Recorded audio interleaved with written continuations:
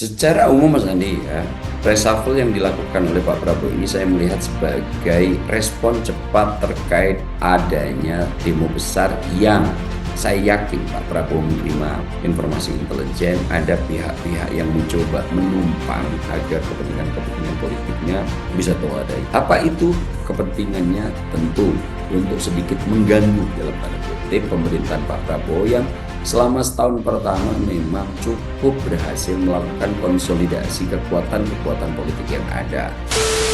Saya melihat 8 plus 4 plus 5 artinya 8 program akselerasi yang itu difokuskan untuk menjadi stimulus total agar ekonomi tingkat bawah dan tingkat tengah itu mulai bergerak.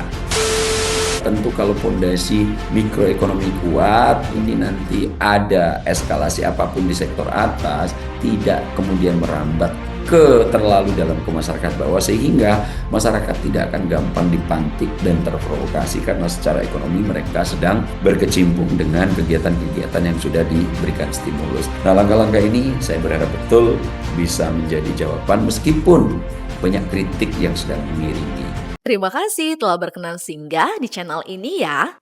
Jangan lupa tekan tombol subscribe dan nyalakan lonceng notifikasinya. Selamat menyimak!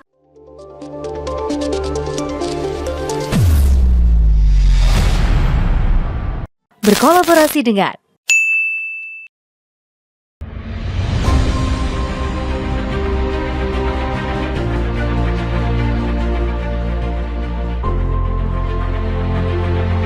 negara menghormati dan terbuka terhadap kebebasan penyampaian pendapat dan aspirasi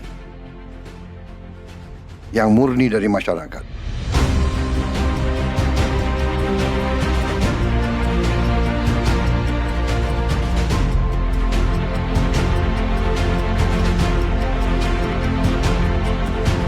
Mari kita jaga persatuan nasional. Indonesia di ambang kebangkitan. Jangan sampai kita terus diadu domba. Suarakan aspirasi dengan baik dan damai, tanpa merusak, tanpa kekerasan, tanpa penjarahan, tanpa kerusuhan, tanpa perbuatan yang merugikan fasilitas umum. Kalau merusak fasilitas umum, itu artinya merusak dan menghamburkan uang rakyat.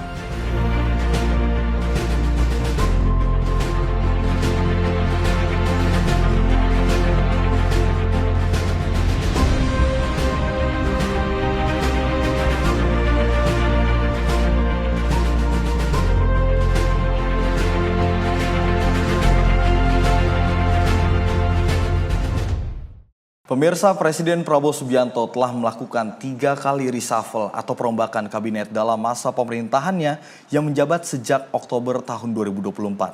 Kabinet yang dibentuk bernama Kabinet Merah Putih kini berjumlah 54 anggota.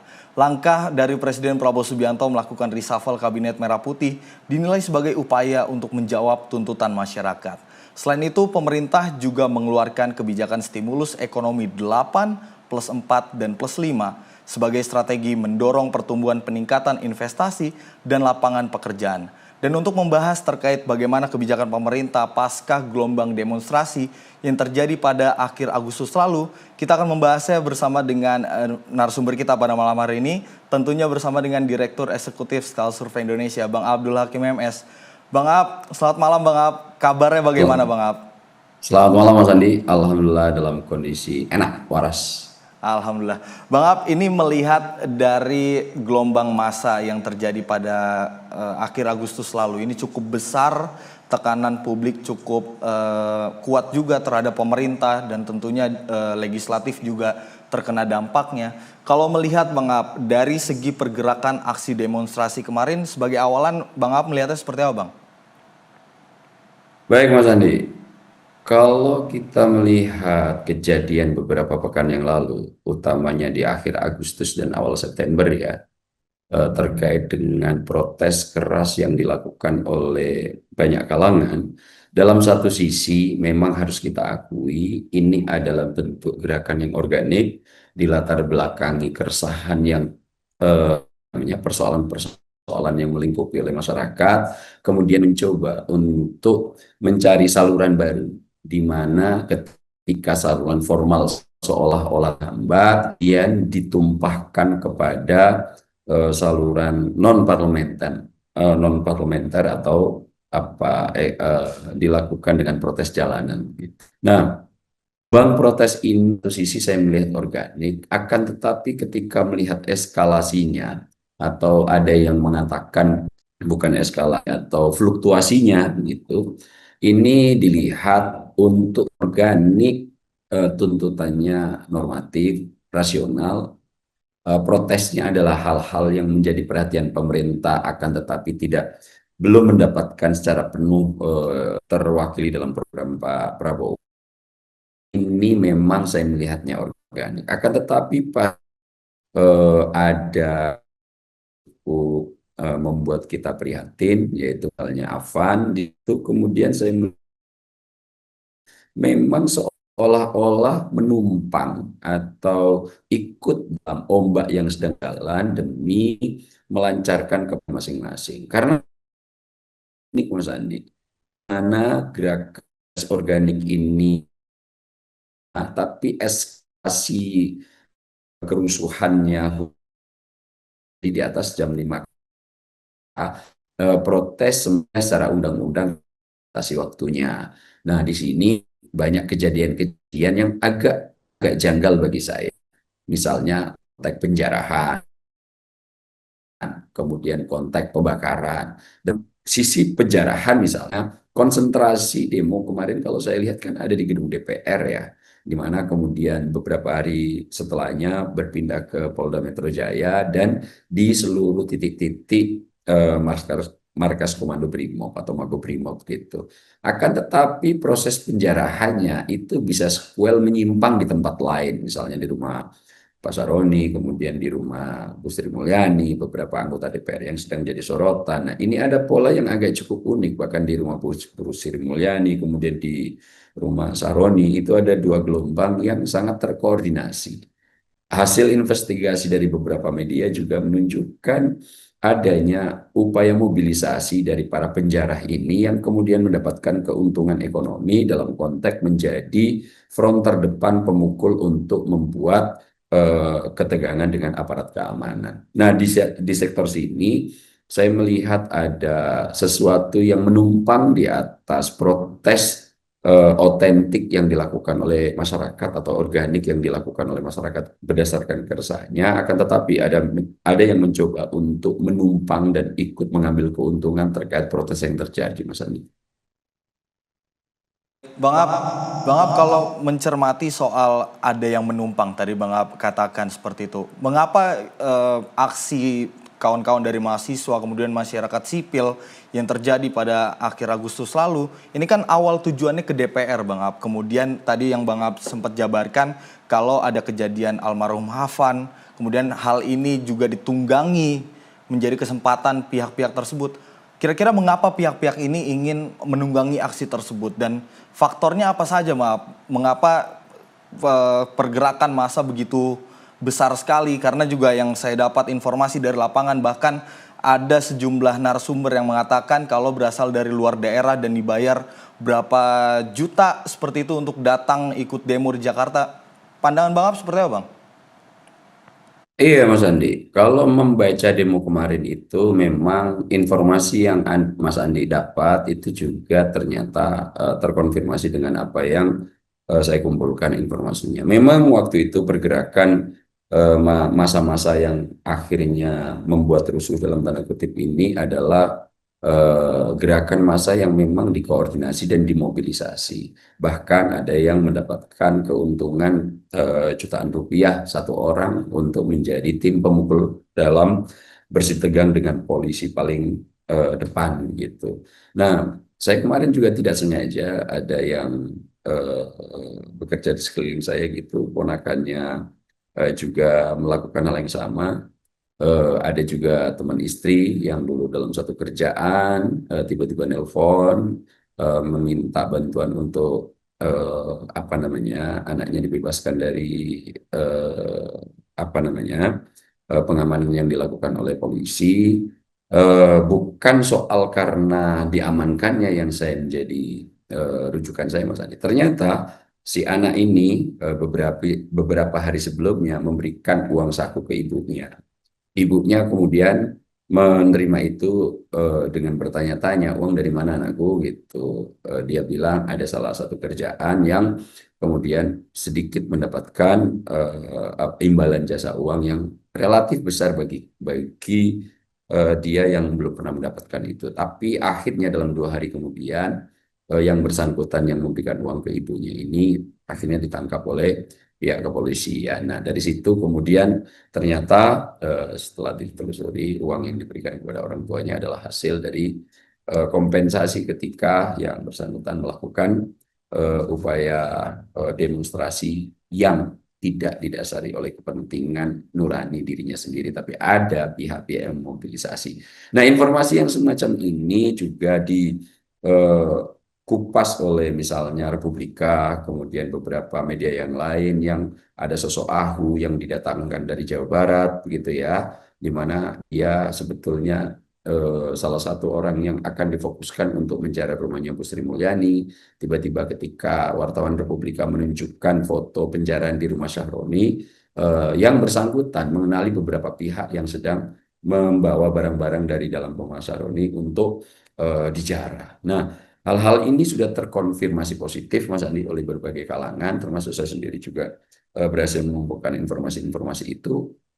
Akhirnya, kenapa kemudian juga saya berani mengambil kesimpulan ada pihak yang mencoba untuk apa namanya mengambil keuntungan di air keruh ini untuk nebeng agar kepentingan-kepentingan politiknya bisa terwadai. Apa itu kepentingannya? Tentu untuk sedikit mengganggu dalam tanda kutip pemerintahan Pak Prabowo yang selama setahun pertama memang cukup berhasil melakukan konsolidasi kekuatan-kekuatan politik yang ada. Meskipun akhirnya itu berimplikasi terhadap apa namanya banyaknya irisan kekuatan-kekuatan politik yang sebetulnya tidak saling sejalan. Nah, dari situ saya melihat akhirnya adanya penumpang gelap ini membuat Pak Prabowo tersadarkan kalau menurut hemat saya secara pribadi, Mas Andi. Akhirnya upaya Pak Prabowo untuk memperkuat konsolidasi dari berbagai macam kekuatan politik yang ada ini, akhirnya Pak Prabowo mau tidak mau kemudian melakukan rombak ulang terhadap susunan kabinetnya.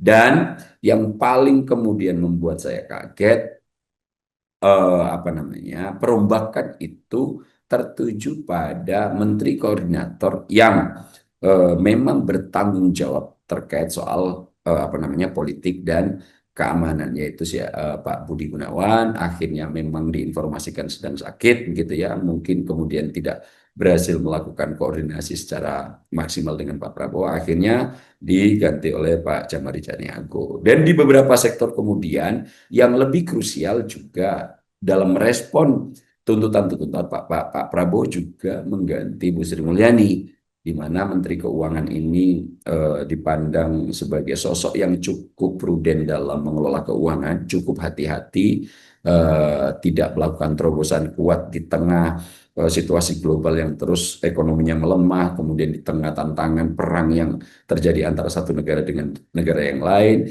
di mana ketika collab, hal ini juga ketika ekonomi masyarakat mikro ini terkendala serius, mudah sekali untuk dipantik dan diprovokasi turun ke jalan. Nah, melihat variabel-variabel yang semacam ini, saya tidak terlalu heran. Akhirnya yang prediksi saya mungkin setahun pemerintahan Pak Prabowo baru akan ada pergantian yang tidak se ekstrim yang dilakukan pasca huru hara ini. Akhirnya terjadi lebih awal, Mas Andi, di mana reshuffling dilakukan pada pos-pos terpenting di antara Menko Polhukam dan Menteri Keuangan yang menjadi dua lokomotif utama pergerakan negara dalam konteks pengelolaan terkait urusan-urusan yang sedang dijalankan. Dan dua kunci ini akhirnya diputuskan oleh Pak Prabowo untuk diganti demi untuk kembali menstabilkan situasi politik dan keamanan serta memberikan jawaban serius terhadap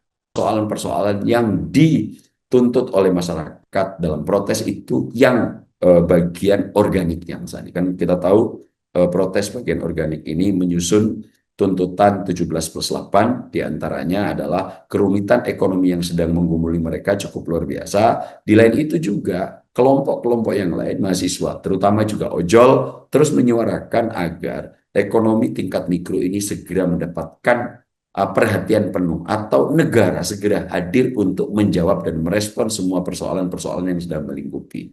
Pak Prabowo sebetulnya sudah menurunkan kebijakan yang menyasar piramida bawah, akan tetapi karena fokusnya tidak di sektor ekonomi, NBG misalnya, karena fokusnya adalah soal memberikan makan bagi anak-anak kita, ibu hamil dan menyusui agar kebutuhan nutrisi terpenuhi dengan maksimal. Memang ini kemudian yang diharapkan dapur-dapur ini bisa menggerakkan roda ekonomi di tingkat paling bawah, ternyata belum memenuhi harapan dengan mapan. Begitu pula dengan Koperasi Merah Putih, dengan masih belum terserapnya anggaran-anggaran yang disiapkan di bank-bank himbara, akhirnya untuk Bank Merah Putih juga Koperasi Merah Putih juga belum maksimal. Nah, inilah kemudian saya melihat selain respon mengganti struktural di sektor kabinet, Pak Prabowo kemudian juga mempersiapkan formula tuntutan 17+8 dengan program formula 8+4+5 itu, Mas Andi. Bang Ab, kalau melihat dari apa yang diambil kebijakan oleh pemerintah, kemudian juga dari bapak-bapak yang ada di DPR seperti itu, melihat dari respon untuk gerakan dari publik yang cukup begitu besar seperti itu, seperti Pak Presiden kemudian mengundang para ketua umum partai politik saat itu, kemudian dari pimpinan DPR menerima kawan-kawan dari mahasiswa di gedung DPR untuk menerima aspirasi secara langsung. Nah, Bang Ab, sebelum kita terpotong jeda, masih ada waktu 3 menit. Kalau saya ingin memperdalam soal aksi demonstrasi ini, Bang Ab, kalau menengok gerakan aktivisme saat ini, Bang Ab, melihatnya seperti apa, Bang Ab? Karena kita berkaca kejadian kemarin, Bang Ab, seperti itu. Kira-kira apa yang harus dilakukan oleh teman-teman pendemo, kemudian atau masyarakat sipil yang ingin menyuarakan aspirasinya, ini harus seperti apa agar kejadian yang kemarin ini tidak terulang kembali, Bang Ab?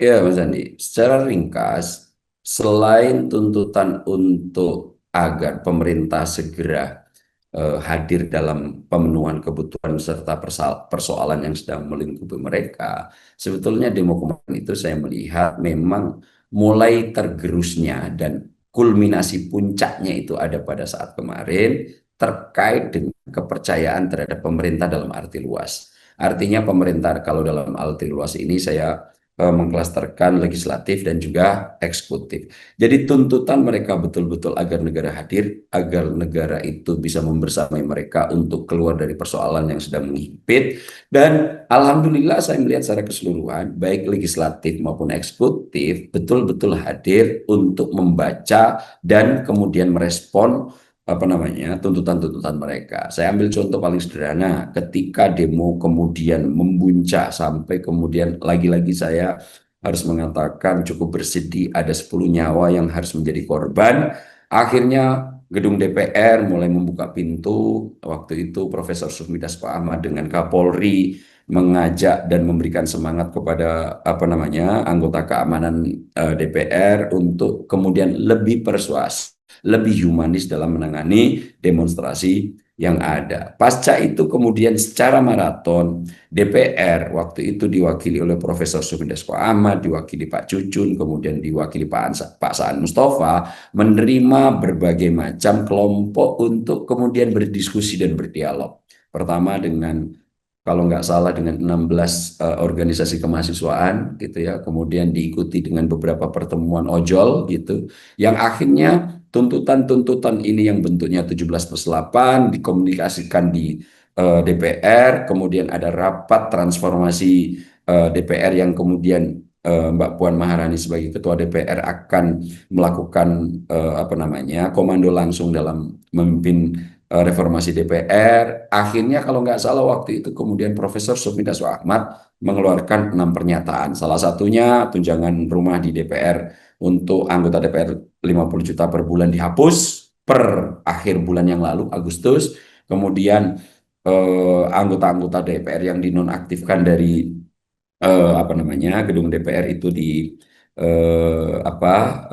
diputus hak keuangannya, kemudian reformasi DPR akan dilakukan secara ketat. Demikian pula kemudian legislatif, di mana kita tahu Profesor Sundasko Ahmad punya hubungan yang sangat erat dengan Pak Prabowo, menjembatani aspirasi ini untuk dibawa ke eksekutif. Akhirnya eksekutif juga melakukan hal yang sama, melakukan dialog, mengumpulkan semua input dari kalangan-kalangan yang sedang protes, ada kemahasiswaan, ojol, dan bahkan waktu itu ada dari Gerakan Nurani Bangsa yang dimotori oleh tokoh-tokoh sepuh nasional. Di situ ada Pak Quraisy Shihab, ada tokoh keagamaan yang lain, ada Pak Lukman Hakim, kemudian ada Romo Magnis, yang akhirnya mencoba untuk memberikan input, dan itu diwadahi cukup serius oleh Prabowo Subianto. Termasuk ketika di Hambalang, Pak Prabowo menerima dan membaca tuntutan 17+8 yang Pak Prabowo menengarai.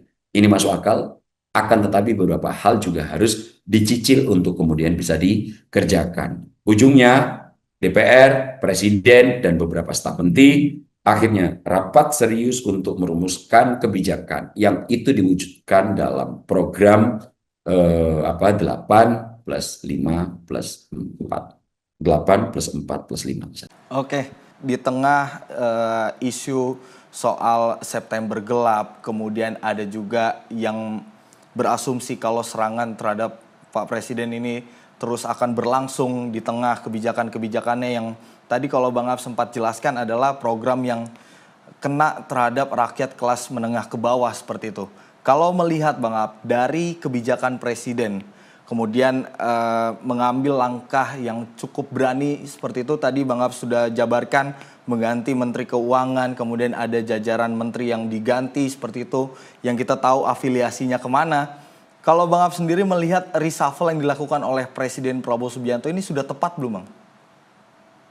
Secara umum Mas Andi ya, reshuffle yang dilakukan oleh Pak Prabowo ini saya melihat sebagai respon cepat terkait adanya demo besar yang saya yakin Pak Prabowo menerima informasi intelijen. Memang ada pihak-pihak yang mencoba menumpang untuk mengambil keuntungan secara lebih besar, di mana hal itu bahkan sampai harus ada martir yang kemudian tewas dan meninggal. Dan ini lagi-lagi kita harus turut berduka cita atas meninggalnya 10 dari para warga kita yang terkait dengan demo kemarin itu. Namun kemudian respon yang paling dekat ketika Pak Prabowo melihat, dan mungkin ya dalam asumsi pribadi saya sudah menerima laporan secara komprehensif, Pak Prabowo tidak lagi gampang untuk mengambil keputusan secara lebih flash, secara lebih kilat gitu ya, untuk mengganti beberapa jabatan politik di kabinetnya yang dipandang bertanggung jawab penuh dalam tanda kutip terkait dengan kejadian aksi besar-besaran yang sampai harus memakan korban nyawa gitu. Nah, dari apa yang dilakukan Pak Prabowo di beberapa sektor mungkin akan menjawab huru-hara yang terjadi, namun di beberapa pos yang lain saya melihat reshuffle ini juga melengkapi dan menambal kekurangan-kekurangan yang selama ini memang banyak menjadi perhatian publik begitu.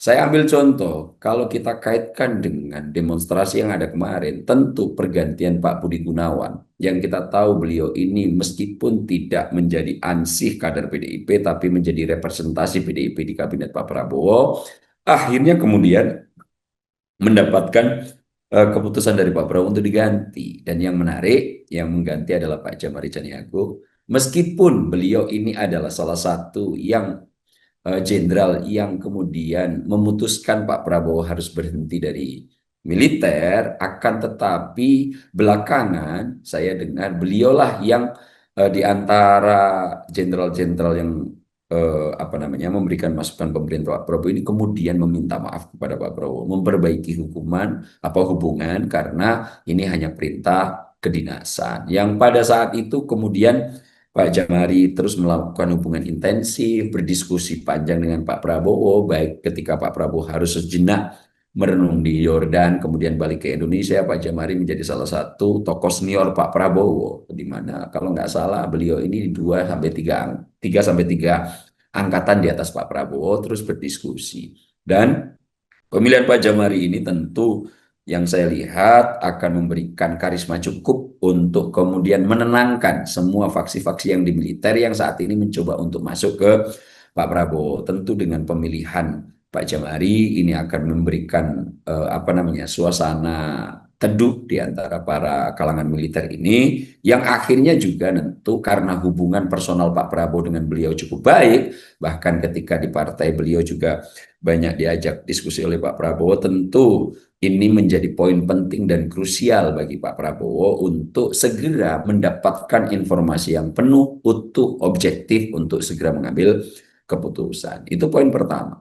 Poin kedua, tentu protes organik yang dilakukan oleh masyarakat terkait dengan kesulitan ekonomi yang sedang menggumuli mereka dijawab dengan Pak Prabowo untuk segera mengganti Menteri Keuangan, begitu ya, di mana kita tahu jangkar utama ekonomi yang kemudian diharapkan banyak mendapatkan atau memberikan stimulus kepada program-program masyarakat nggak boleh lagi terlalu berhati-hati. Perlu juga ada terobosan-terobosan tertentu yang akhirnya kemudian Bu Sri Mulyani digantikan Pak Purbaya, di mana kita tahu 2 hari setelah dilantik, meskipun banyak dikritik, Pak Purbaya cukup berani mengambil langkah terobosan, segera menggelontorkan uang yang simpan di BI 400 triliun, separuhnya segera kemudian akan dan sudah ditransfer ke Bank Himbara, himpunan bank-bank yang ada di negara. Kalau nggak salah ada beberapa, itu ada BNI, Mandiri, kemudian ada BTN, ada beberapa bank yang lainnya, yang 3 bank, 4 bank dapat 55 triliun, dan variasi-variasi selanjutnya. Untuk apa? Untuk segera agar bank-bank ini segera menyalurkan kredit terhadap UMKM agar ekonomi di masyarakat segera bergerak, begitu.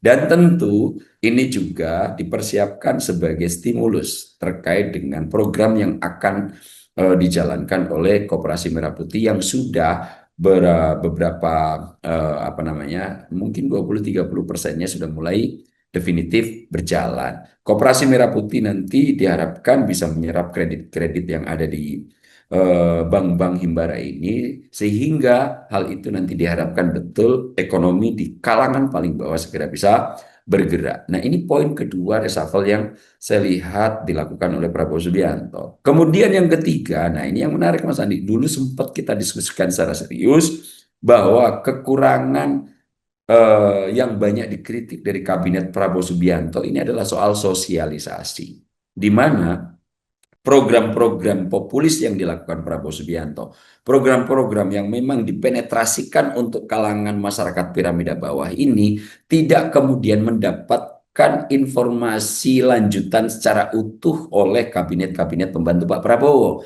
termasuk yang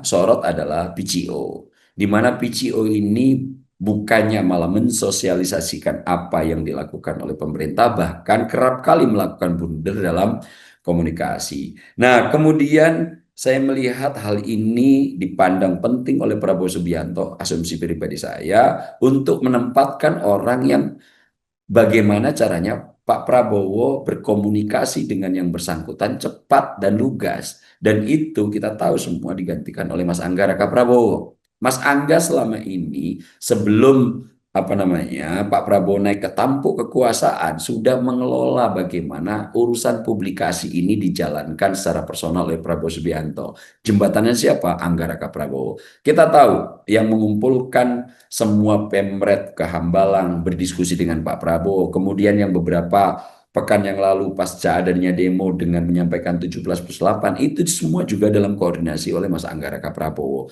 Nah, hubungan erat antara Mas Angga Raka Prabowo dengan Pak Prabowo, penerjemahan apa yang ada di kepala beliau untuk kemudian dikomunikasikan ke publik itu akhirnya menjadi cukup sederhana, dan nama PCO-nya akhirnya kemudian diganti dengan BKM kalau nggak salah. Untuk apa? Agar peran dari apa namanya, lembaga baru yang dipimpin oleh Mas Angga ini lebih luas, tidak hanya presiden, tapi bisa juga menjadi alat informasi untuk kepentingan-kepentingan apa publikasi secara luas, bahkan bisa dari kementerian, bisa juga dari Pemda. Nah, yang menarik dalam sektor ini juga saya melihat adanya pergantian KSP, di mana Pak Kepala KSP harus kemudian saat ini dipangku oleh Muhammad Kodari, di mana kita tahu Mas Kodari ini memiliki kemampuan retorika di atas rata-rata,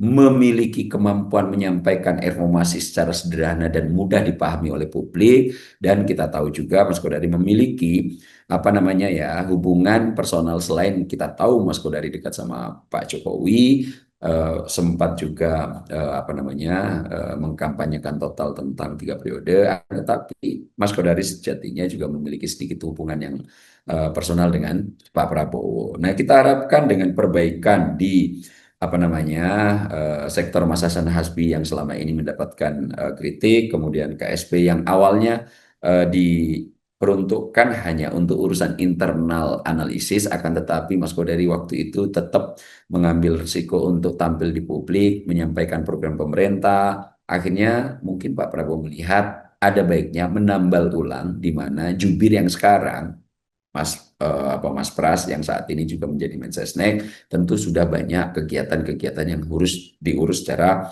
internal. Nah, ini juga mendapatkan perhatian. Terutama kemudian reshuffle-reshuffle ini selain menjawab tuntutan besar itu, juga diarahkan kepada sektor-sektor yang menjadi perhatian publik. Misalnya untuk makanan bergizi gratis, Pak Prabowo menambal 2 wakil BGN di situ untuk kemudian terus menjawab apa namanya persoalan-persoalan program PGN yang apa makan bergizi gratis yang masih banyak terjadi kekurangan. Kurang lebih ada 11 pos. Kemudian di sektor reformasi Polri ada Wakapolri, mantan Wakapolri Pak Ahmad Doviri. Kita tahu beliau ini adalah sosok yang memimpin sidang etik Verdi Sambo gitu, yang mengetok palu untuk apa PTDH, pemberhentian tanpa tidak apa pemberhentian dengan tidak hormat terhadap Verdi Sambo. Dan kita lihat juga rekam jejak Pak Ahmad Doviri juga cukup baik.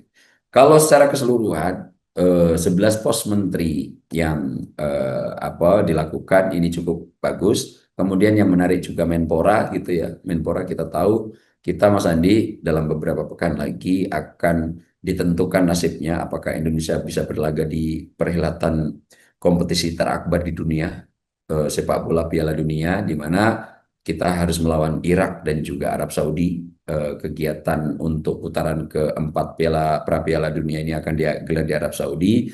Kita sangat ditentukan oleh waktu 90 menit kali 2, 90 menit lawan Irak dan 90 menit lawan Arab Saudi untuk mencatat sejarah. Apakah setelah kemerdekaan Indonesia nanti bisa berkiprah di olahraga terakbar di dunia. Dan itu akhirnya apa? Menteri BUMN yang awalnya mengurusi BUMN yang punya kemampuan manajerial digeser Pak Prabowo untuk menduduki Menpora. Dan tentu secara kredensial tidak usah kita ragukan siapa Erick Thohir, meskipun sosok beliau dipandang sebagai apa kepanjangan tangan Pak Jokowi gitu, akan tetapi di sektor ini masih profesional, Mas. Masih ada meritokrasi, merit system masih menjadi pandangan serius Prabowo Subianto. Saya yakin perintahnya adalah sebisa mungkin Indonesia 90 kali 2 ini dimanfaatkan agar Indonesia bisa berkiprah dalam kancah sepak bola terakbar di dunia, Piala Dunia, Mas Andi. Ya, tentunya itu juga doa kita semua ya Bang Ap. Timnas kita semoga bisa bertanding dan dilihat oleh seluruh dunia kalau persepak bolaan di Indonesia ini tentunya sudah maju saat ini. Tapi Bang Ap, tadi sebenarnya saya ingin menanyakan soal apakah sudah tepat orang-orang yang dipilih Presiden Prabowo saat ini yang menggantikan beberapa menterinya seperti itu. Karena kalau yang kita coba mundur ke belakang ini sudah kali ketiga Presiden melakukan reshuffle atau perombakan terhadap kabinetnya. Tapi tadi sudah dijawab dengan sangat jelas oleh Bang Ap, masing-masing menteri yang baru saja dilantik oleh Presiden. Nah, yang mau saya pertanyakan adalah terkait dengan dinamika politik ya Bang Ap. Yang kita ketahui tadi Bang Ap sudah jelaskan, Budi Gunawan ini juga terafiliasi oleh PDI Perjuangan. Dan saat pelantikan kemarin tidak ada seperti itu orang-orang dari PD Perjuangan. Padahal kan yang kita ketahui kan hubungannya sudah harmonis, sudah dekat. Bahkan setelah demonstrasi juga datang ke istana Bu Megawati bertemu dengan Presiden Prabowo seperti itu. Nah, bagaimana melihat hubungan antara Pak Prabowo dengan PD Perjuangan, Bang? Apalagi setelah pasca reshuffle kabinet ini? Ya, banyak yang menafsirkan Mas Andi ya. Pasca reshuffle ini Pak Prabowo sudah mulai mencicil untuk menapis dan menyaring sebetulnya siapa yang bisa diajak kerjasama dengan serius dan siapa yang tidak bisa diajak kerjasama dengan serius. Banyak narasi yang pertama, reshuffle ini sudah mulai mencicil untuk menapis kelompok-kelompok dari Pak Jokowi gitu. Kemudian ada juga yang menafsirkan reshuffle ini mulai menapis dari kelompok PDIP.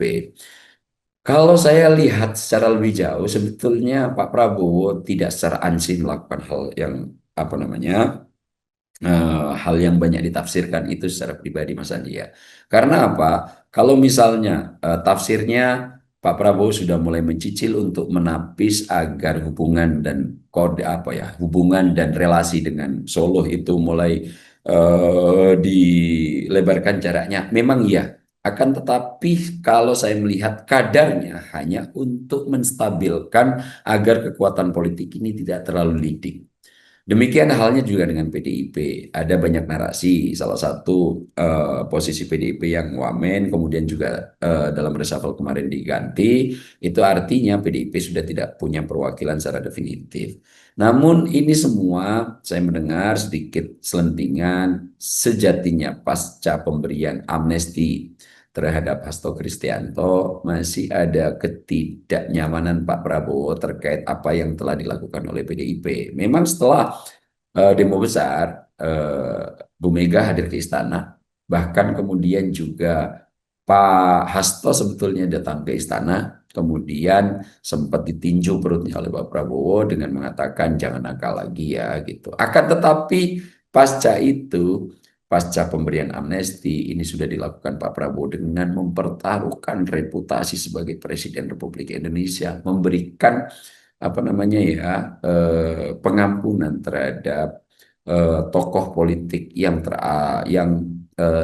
terpidana ya atau mungkin sudah diputuskan secara pengadilan 3,5 tahun untuk kemudian terlibat pada kasus Harun Masiku. Akan tetapi kemudian Pak Prabowo mempertaruhkan reputasi sebagai Presiden Republik Indonesia, yang dimana pertaruhan itu banyak betul kritikan pasca amnesti itu, tapi saya mendengar gerakan-gerakan yang dilakukan oleh PDIP tidak membuat nyaman Pak Prabowo gitu, dan akhirnya ini mungkin menjadi langkah insinuatif dari Presiden Prabowo untuk mengingatkan kembali apa yang telah dilakukan Pak Prabowo bukan tanpa risiko. Sehingga Pak Prabowo kan berharap betul semua kekuatan-kekuatan politik ini segera melebur menjadi satu, emulsinya bisa makin kuat, tidak mudah pecah dalam waktu yang cepat, sehingga Pak Prabowo memang saya lihat dalam derajat tertentu mulai menapis untuk memfilter mana kekuatan-kekuatan politik yang sedang diakomodasi ini yang betul-betul tulus bekerja untuk rakyat dan mana yang kemudian malah menjadi musuh dalam selimut. Nah, saya lihat dalam komposisi reshuffle yang saat ini juga saya sangat meyakini akan dilanjutkan reshuffle berikutnya pasca nanti Pak Prabowo pulang dari luar negeri, karena saat ini ada satu posisi yang masih kosong yang masih diisi PLT yang memang rencananya posisi dari Menteri BUMN di mana kita lihat secara fungsi sudah tidak begitu maksimal karena BUMN ini akan disatukan dalam holding besar dan antara, tentu ini akan masih menjadi pertimbangan serius, dan ini saya juga cukup meyakini masih akan dilakukan apa namanya penyesuaian baru dalam tanda kutip terkait pembantu-pembantu Pak Prabowo sepulang Pak Prabowo dari New York untuk apa namanya pidato di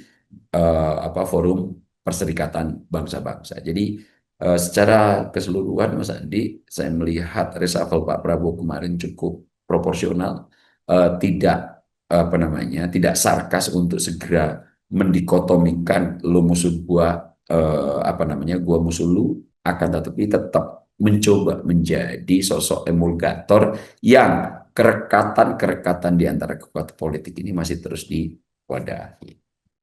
Ya, baik Bang Ab, ini nampaknya kalau melihat tadi seperti yang Bang Ab sampaikan, memang kita sampai saat ini masih menunggu siapa kira-kira pengganti Menteri BUMN. Apakah ada penggantinya Menteri BUMN atau Kementerian BUMN ini benar dileburkan ke Danantara seperti itu. Tapi juga yang kita nantikan juga tentunya adalah bagaimana dinamika politik.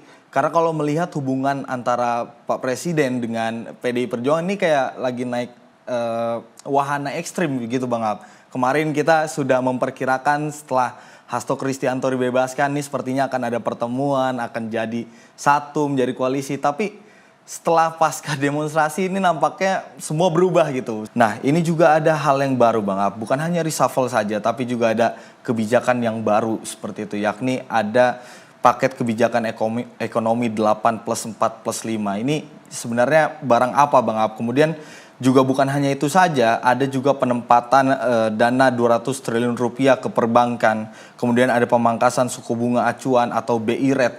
Nah kalau melihat stimulus yang dikeluarkan oleh pemerintah, kan kita ketahui sebelumnya sudah ada stimulus yang dikeluarkan oleh pemerintah. Nah mengapa kebijakan ini kembali dikeluarkan? Apakah karena ada faktor global kah? Atau acuannya hanya faktor nasional saja perekonomiannya?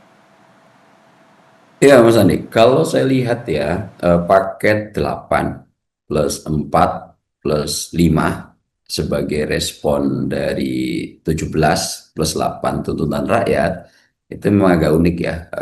Kan tuntutannya 17 plus 8 gitu. Kalau kita interpretasikan secara subjektif berarti 17 Agustus gitu ya. Kemudian 8 4, 5 dilengkapi dan dijawab Pak Prabowo menjadi 8 itu Agustus tahun 45. Artinya dilengkapi menjadi, kalau saya secara subjektif mengartikan ini adalah semangat kemerdekaan 17 Agustus 45. Memang Pak Prabowo suka betul dengan yang model-model begini ya Mas Andi ya. Namun di luar itu ya, saya melihat 8 plus 4 plus 5 artinya 8 program akselerasi yang itu difokuskan untuk pemenuhan dalam program kuartal keempat pemerintahan Pak Prabowo. Ada 8 program akselerasi dan hanya dari 8 program ini Pak Prabowo telah menganggarkan uang sekitar 16,23 triliun. Apa aja ini? Saya melihat secara global 8 program ini itu berisi untuk menjadi stimulus total agar ekonomi tingkat bawah dan tingkat tengah itu mulai bergerak. Contoh paling sederhana, Pak Prabowo di 8 poin ini, nomor 1 itu kan dia akan melakukan program ini itu akan memberikan kesempatan untuk program magang lulusan yang baru fresh graduate di bawah 1 tahun.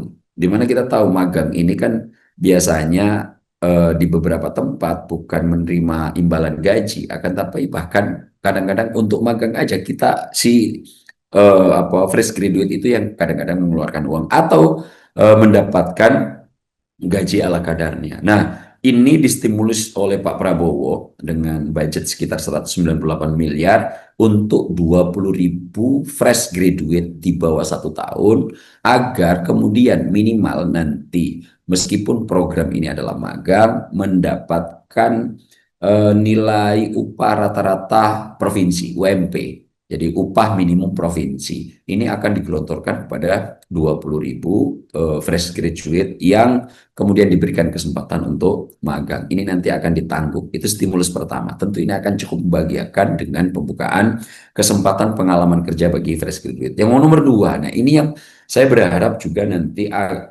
program ini akan segera membuat peredaran uang di bawah menjadi cukup banyak, di mana ada kebijakan stimulus yang kedua ini adalah memberikan atau menanggung pajak penghasilan 21. Kita tahu Mas Andi, pajak penghasilan itu rata-rata kalau kita mengacu pada UMP atau kemudian rata-rata gaji yang diterima masing-masing provinsi, maka mereka akan dapat dana tambahan fresh untuk bisa dibelanjakan tiap bulan sekitar 300 sampai 400 ribu.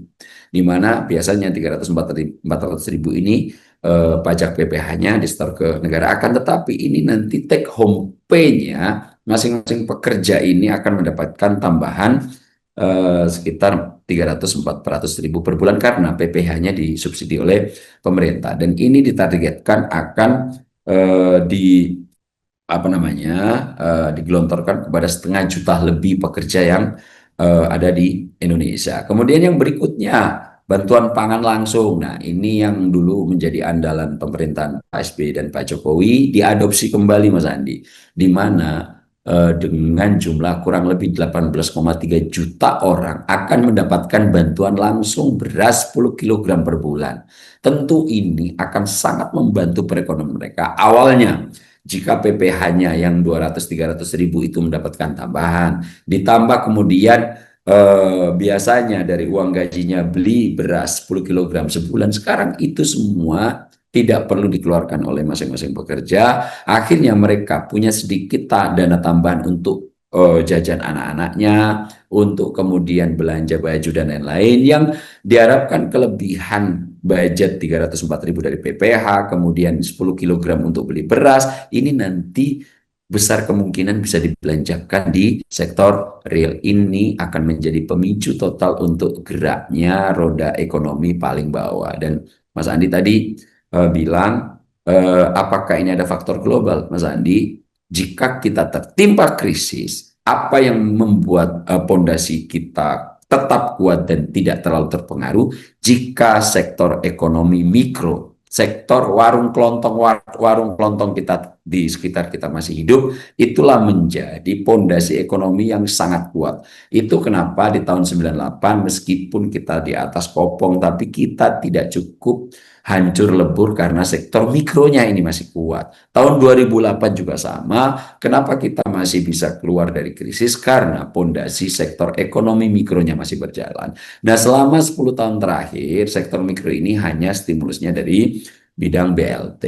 Nah, kemudian ada beberapa lagi, ada diskon iuran JKK, kemudian ini saya tambahkan ada BPJS Ketenagakerjaan ditambah juga ada. Nah, ini kalau kemarin ada UMKM, di 8 program ini akan ada program padat karya, di mana kita tahu program-program ini akan dilakukan oleh Presiden Prabowo untuk mengatasi dinamika yang terjadi dalam sektor-sektor manufaktur padat karya, di mana karyawannya cukup besar. Kita tahu, Mas Andi, dengan adanya tarif Trump ini, yang barang kita ke sana harus mendapatkan tarif yang cukup tinggi, maka misalnya untuk produk alas sepatu, tekstil, garmen kita, furniture agak cukup terkendala untuk bisa diterima di negara sana karena persaingan harganya menjadi relatif lebih tinggi. Dan tentu ini pekerja-pekerja di sektor padat karya ini, terutama tekstil, garmen, dan juga alas kaki, ini kan juga harus mendapatkan stimulus baru.